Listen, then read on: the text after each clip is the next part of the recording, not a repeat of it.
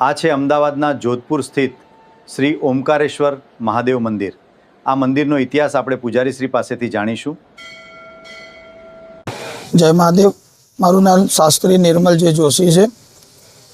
અત્યારે આપ જોઈ રહ્યા છો શ્રી ઓમકારેશ્વર મહાદેવ ચેરિટેબલ ટ્રસ્ટ જોધપુર ગામની અંદર આવેલું છે। આ સેટેલાઇટ અમદાવાદ।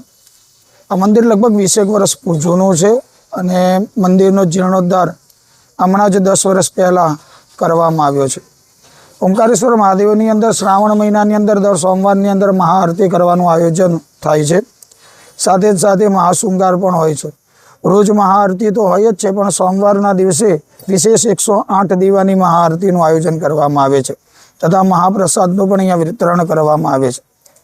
આ મહાઆરતીની અંદર હજારોની મેદનાની અંદર અહીંયા ભાવિકો આરતીનો લાવો લે છે અને પરમાત્માના દર્શન કરી અતુલ્ય લાભ લઈ લે છે।